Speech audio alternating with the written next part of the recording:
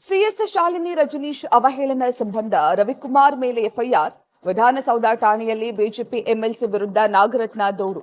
ಮಹಿಳಾ ಆಯೋಗಕ್ಕೂ ದೂರು ಕೊಡುವುದಾಗಿ ಆಕ್ರೋಶ. ರವಿಕುಮಾರ್ ವಿರುದ್ಧ ಸಿಎಂಗೆ ಕ್ರಮಕ್ಕೆ ಒತ್ತಾಯಿಸಿದ ಐಎಎಸ್ ಅಧಿಕಾರಿಗಳು ರವಿಕುಮಾರ್ ಸಾರ್ವಜನಿಕವಾಗಿ ಬೇಷರತ್ ಕ್ಷಮೆಯಾಚಿಸಬೇಕು, ವಿಧಾನ ಪರಿಷತ್ನಲ್ಲಿ ನಿರ್ಣಯ ಕೈಗೊಳ್ಳಬೇಕು ಅಂತ ಮನವಿಯಲ್ಲಿ ಆಗ್ರಹ. ರಾಜ್ಯದಲ್ಲಿ ಮುಂದುವರೆದ ವರುಣನ ಅಬ್ಬರ. ಚಿಕ್ಕಮಗಳೂರಿನಲ್ಲಿ 6 ತಾಲೂಕುಗಳ ಶಾಲೆಗಳಿಗೆ ಇಂದು ರಜೆ. ಉತ್ತರ ಕನ್ನಡ ಜಿಲ್ಲೆಯ 4 ತಾಲೂಕುಗಳ ಶಾಲೆಗಳಿಗೂ ರಜೆ ಘೋಷಿಸಿದ ಜಿಲ್ಲಾಧಿಕಾರಿ. ಮುಂಗಾರು ಮಳೆ ಅಬ್ಬರಕ್ಕೆ ಮೈದುಂಬಿದ ಹೊಸಪೇಟೆಯ ತುಂಗಭದ್ರಾ ಜಲಾಶಯ. ಕಣ್ಮನ ಸೆಳೆಯುತ್ತಿರುವ ಕ್ರಸ್ಟ್ ಗೇಟ್ಗಳ ವಿದ್ಯುತ್ ಅಲಂಕಾರ.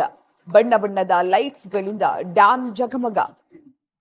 ಶಿವಮೊಗ್ಗದ ಶರಾವತಿ ಹಿನ್ನೀರಿನಲ್ಲಿ ನಿಂತು ಆತಂಕ ಸೃಷ್ಟಿಸಿದ ಲಾಂಚ್. ತಾಂತ್ರಿಕ ಸಮಸ್ಯೆಯಿಂದ ನೀರಿನ ಮಧ್ಯೆ ಕೆಟ್ಟು ನಿಂತ ಲಾಂಚ್.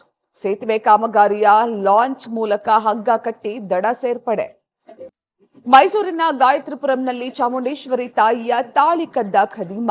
ಹಾಡಹಗಲೇ ಭಕ್ತನ ಸೋಗಿನಲ್ಲಿ ಬಂದು ಕಳ್ಳತನ ಮಾಡಿ ಎಸ್ಕೇಪ್. ಆಷಾಢ ಮಾಸದ 2ನೇ ಶುಕ್ರವಾರಕ್ಕೆ ಅರ್ಚಕರು ತಯಾರಿ ಮಾಡುವಾಗ ದೇವರ ಮಾಂಗಲ್ಯ ಕದ್ದು ಪರಾರಿ. ರವಿಕುಮಾರ್ ವಿರುದ್ಧ ಸಿಎಂಗೆ ಕ್ರಮಕ್ಕೆ ಒತ್ತಾಯಿಸಿದ ಐಎಎಸ್ ಅಧಿಕಾರಿಗಳು ರವಿಕುಮಾರ್ ಸಾರ್ವಜನಿಕವಾಗಿ ಬೇಷರತ್ ಕ್ಷಮೆಯಾಚಿಸಬೇಕು, ವಿಧಾನ ಪರಿಷತ್ನಲ್ಲಿ ನಿರ್ಣಯ ಕೈಗೊಳ್ಳಬೇಕು ಅಂತ ಮನವಿಯಲ್ಲಿ ಆಗ್ರಹ.